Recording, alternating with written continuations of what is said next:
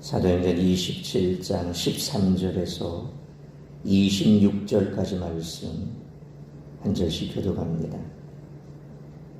남풍이 순하게 불매 그들이 뜻을 이룬 줄 알고 닻을 감아 그레데 해변을 끼고 항해하더니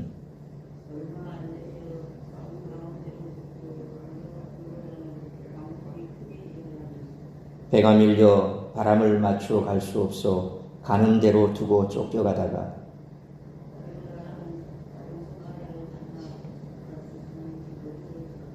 끌어올리고 줄을 가지고 선체를 둘러 감고 시르디스에 걸릴까 두려워하여 연장을 내리고 그냥 쫓겨가더니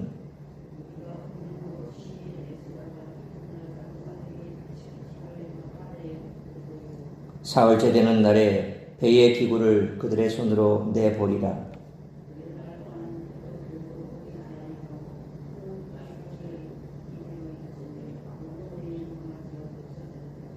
여러 사람이 오래 먹지 못하였음에 바울이 가운데 서서 말하되 여러분이여 내 말을 듣고 그에 대해서 떠나지 아니하여 이 타격과 손상을 면하였더라면 좋을 뻔하였느니라.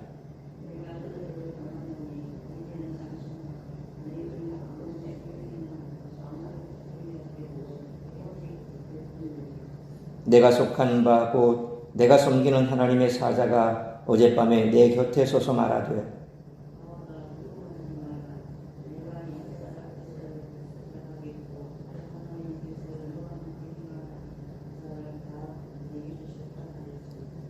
그러므로 여러분이여 안심하라. 나는 내게 말씀하신 그대로 되리라고 하나님을 믿노라. 그런즉 우리가 반드시 한 손에 걸리리라 하더라. 아멘. 오늘 본문이 우리들에게 주는 교훈은 첫째로 열린 길이 항상 가야 할 길이 아니라는 것입니다. 선장과 선주 율리오는 남풍이 불자 자기들의 뜻에 힘이 실린 줄 알았습니다. 물론 항해의 적기가 아니므로 그들은 베닉스로 가는 항해 방식도 미리 계획을 세웠을 것입니다. 그들이 미항에서 마탈라 반도를 끼고 메사라만을 바라보며 약 10km를 항해할 동안 그들의 생각은 더욱 공고해졌을 것입니다. 그러나 남풍과 해안이 서로 만나 돌풍을 일으킵니다. 그들은 거기서 열린 길이라고 생각했던 길이 열려져 있지 않다는 것을 알게 됩니다. 사람의 마음은 시공에 갇혀 있으므로 결과를 미리 알 수 없습니다. 그래서 자기 뜻을 지지해 주는 것을 하나님의 뜻이라고 판단하고 싶어 합니다. 그러나 역사를 초월하신 하나님은 시편 37편 5절에서 내 길을 내게 맡기라. 그리고 마태복음 7장 13절에서 좁은 문으로 들어가라고 말씀하십니다. 그러니까 우리가 계획하고 우리가 생각하고 그래서 한 발을 내디뎠을 때 뭔가 뜻대로 되면 하나님의 뜻이다 라고 그렇게 생각하는데 그럴 때일수록 더 하나님의 뜻을 묻고 하나님 앞에 다 맡겨야 된다는 겁니다. 뿐만 아니라 항상 우리에게 넓은 길만 열려져 있지 않습니다. 순탄하고 좋은 그런 길만 우리에게 열려지지 않는다는 것이요. 고난의 길이면 그것이 하나님의 뜻이 아니고 또 꽃길만 걸으면 그게 하나님의 뜻이라고 생각해서는 안 된다는 겁니다. 그래서 예수님께서도 좁은 문으로 들어가라. 그래서 항상 우리가 좋은 것만 내 눈에 사는 대로 내 마음대로 내 뜻대로 되는 것만 그렇게 하나님의 뜻이라고 착각하지 말라고 말씀하십니다. 그러므로 내 뜻과 생각보다는 하나님의 말씀과 뜻에 더 귀를 기울여야 할 줄로 믿습니다. 둘째로 하나님에 대한 경외입니다. 폭풍 속에서 모두가 구원의 희망을 잃었을 때 바울은 아무도 생명의 해가 없을 것이라고 격려합니다. 그리고 그 이유를 23절에서 밝히고 있습니다. 헬라어 원어대로 해석을 하자면 이 밤에 하나님 그에게 내가 속했고 또한 그를 내가 섬긴다. 하나님의 천사가 내 곁에 서서 내가 황제 앞에서 변증할 것이라고 알렸다. 그렇게 헬라어 원문대로 번역이 되겠습니다. 여기에서 그에게 내가 속했고 또한 그를 내가 섬기고 있다라고 하는 말은 즉흥구입니다. 다시 말하면 하나님을 언급하자마자 바울의 무의식에서 즉각 튀어나온 말이라는 거죠.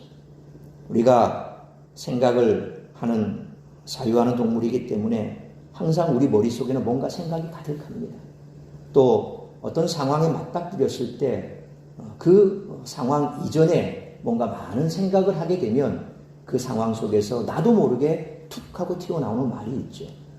그래서 항상 보면 우리가 부정적인 생각을 늘 자주 하고 또 말로 잘 내뱉진 않는다 할지라도 내 마음 속에, 내 생각 속에 어떤 상황을 봤을 때 1차적으로 부정적인 생각을 먼저 많이 가지시는 그런 분들이 있습니다. 그러면 어떤 상황에 맞닥뜨리면 나도 모르게 툭 나오는 소리가 안 돼. 혹은 아니야. 뭐 이런 부정적인 말이 먼저 나오죠. 그러니까 늘 우리가 마음을 긍정적으로 가지라고 하는 그 이유도 그런 것 아니겠습니까? 그러니까 성령이 우리에게 주시는 생각은 항상 기쁘고 밝고 좋고 건전하고 긍정적인 생각 아닙니까? 성령은 부정적이지 않습니다. 하나님은 부정적이지 않습니다. 에덴 동산이 항상 늘 좋은 것으로 가득했던 것처럼 하나님은 하나님의 형상대로 우리를 만들었기 때문에 그렇습니다. 그런데 하나님의 형상이 파괴되고 나니까, 사탄이 들어오고 나니까 어둠의 세력, 그리고 부정적이고 안 된다는 생각 속에 늘 빠지게 되어 있습니다. 그래서 우리가 늘 성경 안에서 기도하고 깨어있다 보면 그렇게 어떤 상황 속에서라도 하나님이 도와주실 거야, 하나님이 하실 거야, 성령이 인도하실 거야. 그러면 그런 상황에 맞춰도 괜찮아, 잘 될 거야, 뭐 이렇게 되는 거죠. 사도 바울도 마찬가지였습니다. 늘 그런 하나님과 교제하는 속에서 깊은 하나님의 인격적인 체험에 있던 사람이었습니다. 그러니까 이런 급박한 상황 속에서도 그가 먼저 했던 말이 뭡니까? 나는 하나님에 속해 있어. 나는 하나님을 섬겨. 툭 하고 튀어나오는 겁니다. 그래서 본래 하나님의 천사라는 말로 이어져야 할 말 사이에 이 즉흥구가 들어가 있고, 이 즉흥구를 마친 후에야 천사라는 말이 나온 겁니다. 이것은 놀라운 일이 아닐 수 없습니다. 왜냐하면 바람이 불고 파도가 쳐서 물이 가판에 들어오고 배가 흔들려 멀미가 나고 춥고 어두워서 온전한 생각을 하기도 어려운 순간에 하나님을 말하자마자 그분이 자신의 주인이시요 경배받으실 분이라고 높이고 있기 때문입니다. 얼마나 사도 바울이 평상시에도 그 하나님을 경외하는 마음으로 가득 차 있는지, 매를 맞아서 옥에 갇히고 온갖 수모를 당해도 그는 하나님께서 나를 도와주실 것이요, 나는 하나님에 속해 있고 나는 하나님의 종이야, 나는 하나님을 섬기는 자야, 하나님께서 나를 인도하실 거야, 늘 그런 생각으로 가득했기 때문에 이런 절체절명의 순간에서도 하나님께서 우리를 도와주실 거야, 나는 하나님을 섬기는 자야, 하나님께서 나와 함께 하셔, 툭 하고 튀어나온 거지. 그 이유에 대해서 예레미야 32장 39절로 40절에서는 내가 그들에게 한 마음과 한 귀를 주어 자기들과 자기 후손의 복을 위하여 항상 나를 경외하게 하고 내가 그들에게 복을 주기 위하여 그들을 떠나지 아니하리라 하는 영원한 언약을 그들에게 세우고 나를 경외함을 그들의 마음에 두어 나를 떠나지 않게 하고 라고 말씀하고 있기 때문입니다. 하나님께 속한 자는 항상 하나님을 경외하는 자라고, 그런 마음을, 하나님을 경외하는 마음을 내가 주었다라고 말씀하고 있습니다. 그러니까 하나님을 믿는다라고 하면서도 하나님을 경외하지 않고 하나님을 만홀히 여기고, 그리고 세상 속에서도 마치 하나님이 없는 자처럼 그렇게 살아가는 것, 그건 하나님을 경외하는 삶이 아니거든. 그런 사람 속에는 하나님이 그런 마음을 주시지 않았다. 소위 말하면 정말 내가 구원받은 하나님의 자녀일까? 내 속에 성령이 있을까? 그런 것들에 대해서 생각해 봐야 한다는 겁니다. 하나님이 내 속에 있으면 그 하나님의 영이 우리 속에 있는 겁니다. 하나님의 영이 우리 속에 있으면 하나님을 닮은 그런 모습으로 나타나야 된다는 거죠. 말과 행동은 다르지 않습니다. 삶이 믿음과 분리될 수가 없는 겁니다. 삶 속에 믿음이 녹아져 있고 그 믿음 속에 우리의 삶이 나타나게 되어 있다는 겁니다.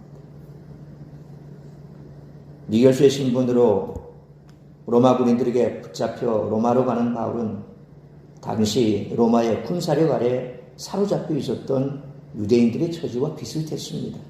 그러나 바울은 오히려 하나님의 권세를 가지고 로마 군인들을 지휘하는 그런 모습을 우리들에게 보여줍니다.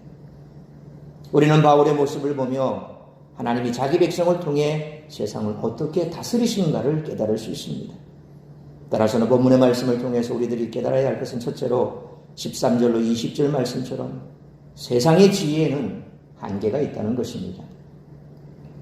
앞에 11절 말씀처럼 백부장은 바울의 말보다 선장과 선조의 말을 더 신뢰했습니다. 곧 하나님의 말씀보다 세상의 지혜를 신뢰한 것입니다. 13절 말씀처럼 때마침 남풍까지 순하게 불어오자 그들은 자기들의 판단이 옳았다라고 여겼을 것입니다. 그러나 이것이 바로 세상 지혜의 한계입니다. 14절 15절 말씀처럼 그들은 나름대로 안전을 도모하기 위해 그레데 섬 연안에 가까이 붙어 페닉스로 이동했지만 북동풍이라는 뜻의 유라굴로 광풍을 만나 속절없이 제어불능 상태에 빠지고 말았습니다. 그들은 16절 말씀처럼 구명정을 가우다라는 작은 섬 아래에서 간신히 잡아먹고 17절 상반절 말씀처럼 혹시 배가 부서질까 줄로 선체를 둘러 감아야 했습니다.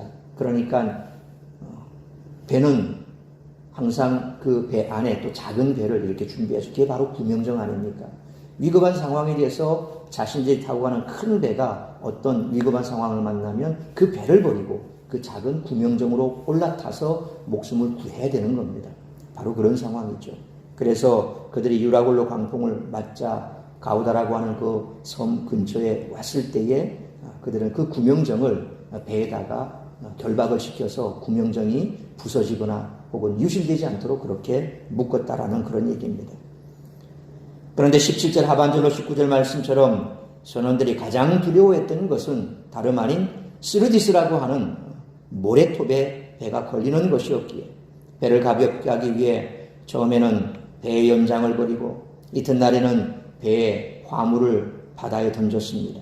그리고 사흘째에는 최후의 보루인 항해 기구들을 버려야 했습니다. 그러나 무엇보다 나침반이 없던 그 시대에 오직 별자리를 보고 방향을 잡던 뱃사람들에게 20절 말씀처럼 며칠 동안 별을 볼 수 없었다는 것은 좌절 그 자체였다는 거죠. 깜깜한 흑암 속에서 어디가 앞인지 또 어디가 바다인지 구별이 안 되는 풍랑이는 그런 바다에 하늘의 별은 보이지 않습니다. 어디로 가야 할지 알 수도 없는 겁니다. 정처 없이 그냥 그렇게 떠도는 겁니다. 그들이 신뢰했던 모든 것이 결국은 다 사라져 버렸다라는 것입니다. 그들이 당연히 있는 것으로만 여겼던 해와 별은 사실 하나님의 은혜가 아니면 볼 수 없는 것들인 것이죠. 이처럼 하나님을 인정하지 않은 세상의 지혜를 신뢰하는 자들에게는 구원의 소망이 없다는 것입니다. 그래서 절체절명의 상황 속에서 사람들은 극단적인 선택을 하게 됩니다. 이제 소망이 끊어지고 없다는 거죠. 그것은 세상의 소망을 두고 살아가는 사람들의 모습입니다. 그런데 안타까운 것은 우리 예수 믿는 사람들도 그런 경우를 자주 봅니다. 뉴스나 또 TV에 보면 가끔씩 장례식장 앞에 자살한 사람 그 위패가 있는데 거기 십자가가 그려져 있어요. 참 안타까워요. 분명 그도 예수님의 구원받은 하나님의 백성일 텐데 그렇게 극단적인 선택을 했다는 것. 물론 그렇게 극단적인 선택을 함으로 이슈화시켜서 그래서 사회의 어떤 이 관심을 그렇게 쏠리게 만드는 그런 유익도 있습니다만 그러나 그것은 결코 한 개인의 구원사적인 관점에서 보면 자기 자신의 목숨을 스스로 끊는 것은 살인행위죠. 생명은 하나님 손에 있고 또 하나님은 살아계시는데 스스로가 그 생명을 거둬간다는 것은 그것은 바로 신앙이 없는 일이에요. 그래서 가룟 유다가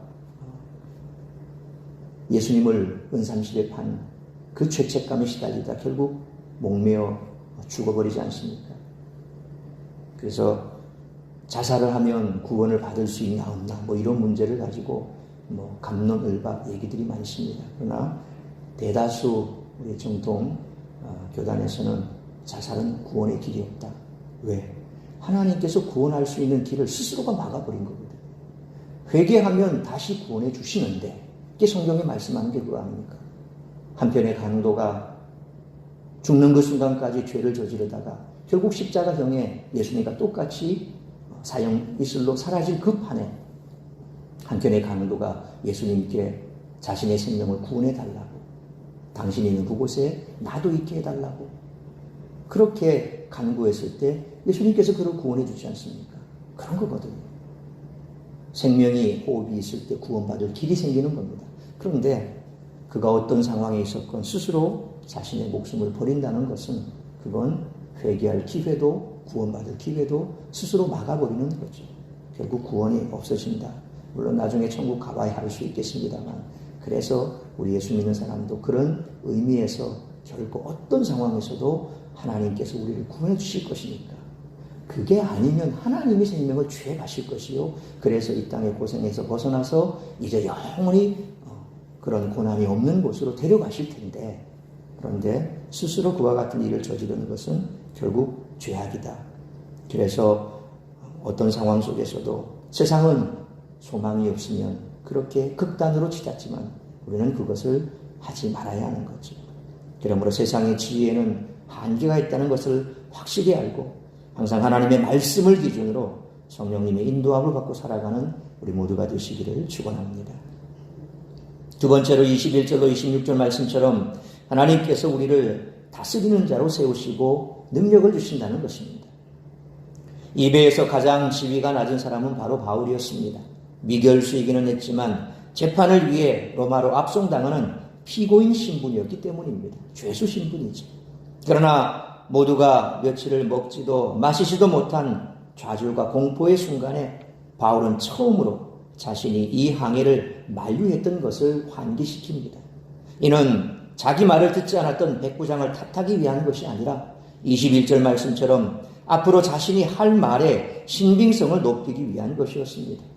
22절로 24절 말씀처럼 하나님의 사자는 바울이 로마 황제 가이사 앞에 설 것과 함께 항해하는 자의 생명을 보호해 줄 것을 알려주었던 것입니다. 그러니까 분명히 내가 지금 가면 안 된다라고 얘기를 했지 않느냐. 그런데 당신네들은 내 말을 무시하고 갔지. 자, 이제 다시 내가 믿는 거 하나님께서 천사를 보내셔서 나에게 이렇게 말씀해 주셨어. 우리가 바로 나는 황제 앞에 설 것이고 여러분 중에 한 사람도 죽지 않을 거야. 그러면 앞에 사도 바울이 가지 말자고 했던데 갔기 때문에 이와 같은 결과를 나타냈기 때문에 이제 또다시 나에게 말씀하신 그 말씀은 그대로 될 거야. 사람들은 그 말에 대해서 그렇겠구나 라고 신빙성을 갖게 되겠죠. 그래서 그런 의미로 21절 말씀처럼 내가 이전에 가지 말라고 했지 않느냐라고 그 말을 서두에 꺼낸 거죠. 이런 상황이 아니었다면 이방인들은 바울의 말을 믿지 않았을 것입니다. 그러나 바울은 인간이 아무것도 할 수 없는 상황에서 하나님은 얼마든지 구원을 베푸실 수 있는 분임을 잘 알고 있었습니다. 또한 저들이 자신의 말을 받아들일 수밖에 없도록 하나님이 상황을 이끄셨다는 것도 직감했을 것입니다. 그래서 성도에게 있어서 모든 것은 합력하여 선을 이룬다는 것이 그런 겁니다. 하나님의 뜻대로 가는데 그 뜻대로 가는 길 사이에 분명 사탄의 계략도 있고 또 거기에서 다른 사람을 동원해서 그 길을 막을 수도 있습니다. 그러나 사탄이 아무리 사람을 동원해서 또 천재지변을 일으켜서 믿는 자의 길을 가로막나 할지라도 하나님께서 믿는 자의 그 손을 붙들고 있기 때문에 구원의 길이 없어지는 것이 아닙니다. 그래서 앞서 말씀드린 것처럼 내가 살아가는 세상 속에서 내 삶에 이제 모든 소망은 끊어졌어 라고 생각하는 것은 불신자와 똑같다는 겁니다. 불신자의 갈 길은 지옥밖에 없습니다. 바로 그런 개념이거든요. 그래서 아무리 절체절명 위기 속에서라도 하나님께서 내 생명을 취해 가시든지 아니면 하나님께서 구원의 길을 열어주실 것이다. 그런 생각을 갖고 있어야 우리가 바울과 같이 이와 같은 일에서도 담대할 수가 있다는 것입니다. 스스로를 구원하고자 몸부림쳤던 사람들은 공포에 질려 있었지만 바울은 유일한 구원자이신 하나님을 믿고 있었기에 담대히 말씀을 전할 수 있었습니다. 어쩌면 우리는 바울처럼 사회라고 하는 배 안에서 매우 낮은 자리에 처해 있을 수도 있습니다. 그러나 하나님은 우리를 다스리는 자로 세우시고 능력을 주십니다. 그러므로 인간이 아무것도 할 수 없는 위기 상황에 마주쳤을 때 천지 만물을 창조하시고 다스리시는 하나님께 세상 속에서 우리를 다스리는 자로 세우시고 능력을 주신 줄로 믿고 그런 상황 속에서 오히려 더 하나님을 신뢰하고 나아갈 때에 하나님의 살아계심을 세상 속에 드러내며 뿐만 아니라 하나님께서 우리를 통하여 영광 받으실 줄 믿는 믿음으로 오늘 이 한날도 담대하게 하나님의 손 붙들고 나아가시기를 축원합니다. 사랑하는 성도 여러분, 창세기에서 요셉은 애굽의 노예이자 죄수였지만 하나님의 법도를 지키기로 결단한 거룩한 삶을 살았기에 결국 그 땅을 다스리는 자가 되었습니다. 우리도 어쩌면 감옥에 갇힌 요셉처럼 로마로 가는 배 안에 탄 바울처럼 낮은 자리로 부르심을 받았을 수 있습니다. 그러나 우리는 거기서 하나님의 통치권을 드러내는 자로 설 수 있습니다. 하나님을 믿고 그분과 동행하는 사람이 진정한 이 땅의 통치자인 줄 믿으시길 바랍니다. 그러므로 어떤 상황과 환경 속에서라도 하나님의 말씀을 기준으로 성령님의 인도함을 받으며 하나님께서 세상 속에서 우리를 다스리는 자로 세우시고 능력을 주신 줄 믿고 담대하게 복음으로 세상을 정복하며 나아가는 우리 모두가 되시기를 주님의 이름으로 축원합니다. 기도하겠습니다. 거룩하신 아버지 하나님, 은혜와 사랑을 감사합니다. 오늘도 사건 사고 많은 세상 속에서 우리를 이처럼 하나님의 자녀로 불러주셨고 또 온 천지 만물을 창조하시고 통치하시는 하나님께서 우리를 세상 속에서 고아처럼 버려두지 아니하시고 붙들고 인도하고 계신 줄 믿습니다. 그러므로 위기 속에서 우리가 취할 길은 세상을 통치하시는 하나님의 손에 우리가 붙들려 있고 또 그 하나님이 우리와 함께 하신다는 사실입니다. 그래서 그런 상황 속에서 하나님 없이 살아가는 세상 사람들, 세상의 지혜로 살아가는 사람들은 소망이 끊어진 줄 알고 절망하지만 우리는 그런 상황 속에서도 결코 절망하지 않을 것입니다. 하나님께서 우리를 구원하실 것이요 뿐만 아니라 우리로 말미암아 그곳에 함께 있는 많은 영혼들도 구원해 주실 줄로 믿습니다.